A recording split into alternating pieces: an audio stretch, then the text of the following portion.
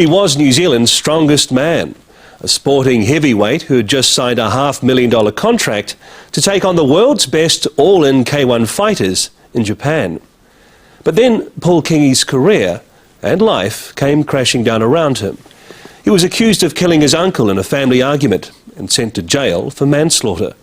As Sarah Hall reports, they could scarcely get worse for the big man, until one day a few weeks ago when he heard the rattle of his cell door. Everything revolves around the rattle of the keys, you know, and so you're always listening for the keys. Oh, this is, they're coming to get me, they're coming to get me. It's the keys that wake you up, it's the keys that put you to sleep. So yeah, when I woke up this afternoon to the keys opening up my door, that says, you know, this is it.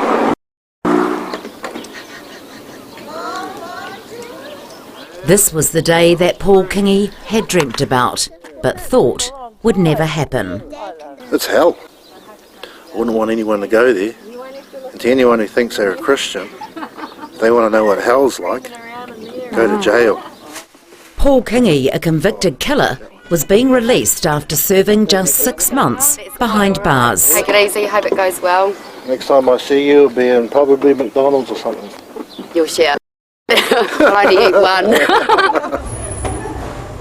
Within hours of being released, Paul was sharing a burger with his family. This is what I've been waiting for.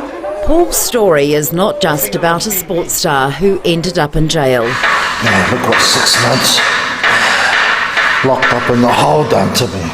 It's really about how his mates never believed he was guilty and enlisted the help of a stranger who came up with enough for the Court of Appeal to release Kingi until a retrial. Paul Kingi is a big man, 6'4" and 140 kilograms of muscle. A supreme sportsman, he took silver at the World Sumo Wrestling Champs in 1994. Away he goes, he's got. Then he pulled trucks, cars, lifted kegs and rocks further and faster than anyone to claim the New Zealand Strongman title. Last one, 160. He throws it on. Kingi also won the powerlifting title, bench pressing 237 kgs. He then turned to K1, the sport that's huge in Japan and combines boxing with other martial arts. Dixon MacGyver is Kingi's acting manager. Paul had enormous potential. He wasn't a natural fighter, he wasn't a natural kickboxer, but he was naturally strong, as we all know. But he's an athlete, so he had sporting ability to adapt to even boxing or kickboxing. All in all, life was looking good for Paul Kingi. In 2003, he signed the largest ever contract for a new fighter on the K1 circuit in Japan. It was worth $500,000. But that life was soon to change forever. Kingi had just returned from Japan when he was called to the farm next door to sort out an argument between his brother and their uncle over a bull.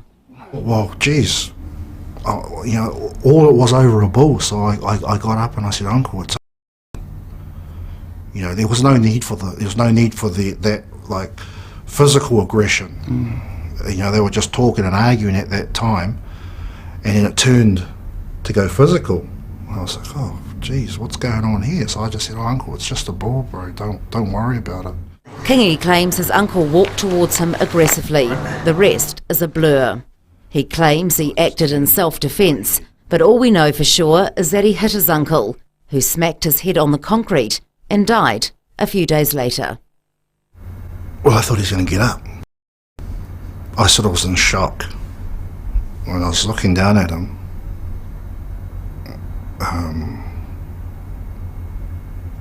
it was like he couldn't hear anything, you know. You see those movies where everything's going on and it's a blur, and I was looking at him and I was in disbelief. And then I thought, oh, he'll just jump up. He's sort of like hard. He's my tough uncle. In fact, Kingi's uncle was also a former strongman. They'd been uncle and nephew. They were mates. Oh, I loved him. Without a doubt, he was She's like, there's like none other. As in my career, all my sports have been individual sports. They've been strength sports, been power sports. That's him to a T. He wasn't a ping pong player. He didn't say, "Oh, uncle, let's go and play tennis." He'd say, "Oh, uncle, let's go and play crash. Let's have a spar. Let's have a wrestle and see who can the first pin." That sort of thing. Paul Kingi has always maintained he acted in self-defence, that it was just a family argument that went badly wrong. In court, the prosecution said Kingi was the attacker, that he'd hit his uncle so hard he'd flown through the air for several metres, and that Kingi knew strength. In the end, the jury agreed and sentenced Kingi to 2.5 years in prison. Oh, it was shattering. It was like everything all over again. It was like now. How can I explain it? It's hard to explain. I went from, travelling all over the world to a little cell. Paul's wife says the verdict was devastating.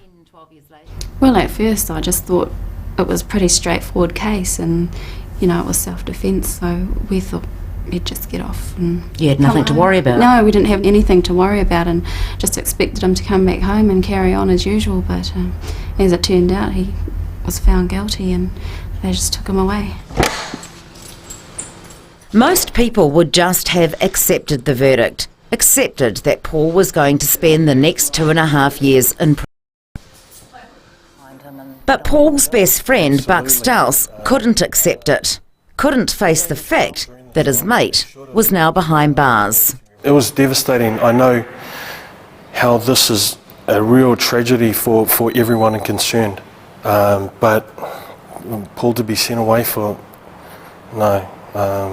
We were all hurt. It was a really hard time. I was at the trial, and we were positive that Paul was going to come home with us, but he didn't. And you then got involved with this fight to get him out? I contacted Dermot Nottingham, and Dermot was the whole key to Paul's release now. Dermot Nottingham, the man who rose to prominence investigating odometer fraud, had never met Paul, but said it was a case he couldn't say no to. I think that the system failed Paul, and basically, like many, to rot in jail. And a lot of appeals haven't got the financial backing they require, and we describe them as Hail Mary appeals because they're just a prayer.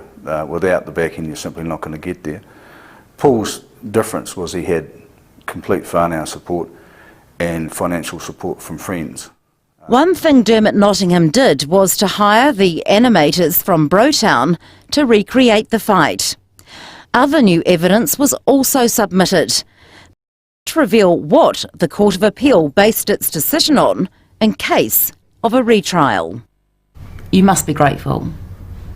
What would you say to Dermot, sitting down with him, about what he did?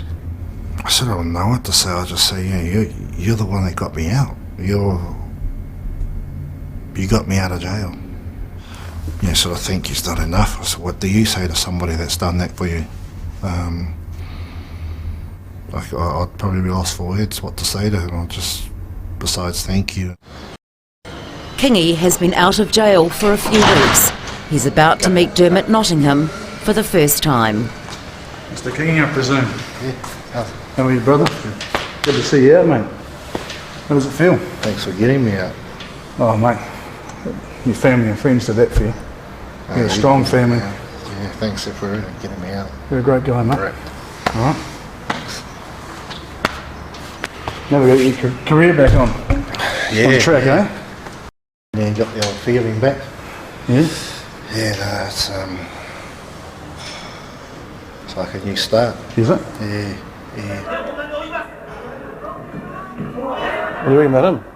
Yeah, bro. Bring him down. Bring him down to 6'2". Nice big chin. Now Big Paul target. is trying to get his career back on track. The K1 fighter is hopeful he can re-establish himself. Acting manager Dixon McIver hopes he can put his trial jail term behind him. I don't see a problem with Paul getting back into the ring.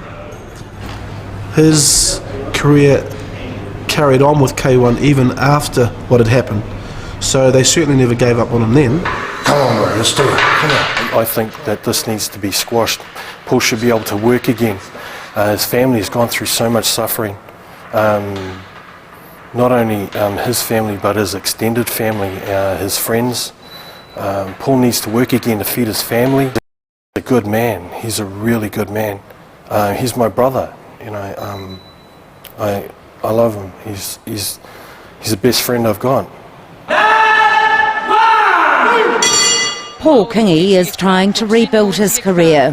When the charges were laid against him, he couldn't concentrate. He no longer had the will to fight, and he was routinely beaten on the K1 circuit. You know, you could be found guilty at the next retrial and go back to prison. I mean, that must be a terrible thought for you. Yeah, it is. Do you think you could cope going back there? I'd have to. But no, I wouldn't want to go back. I wouldn't want to go back, but I'd have to go back. No matter what happens at the retrial, Paul Kingi is certain of one thing.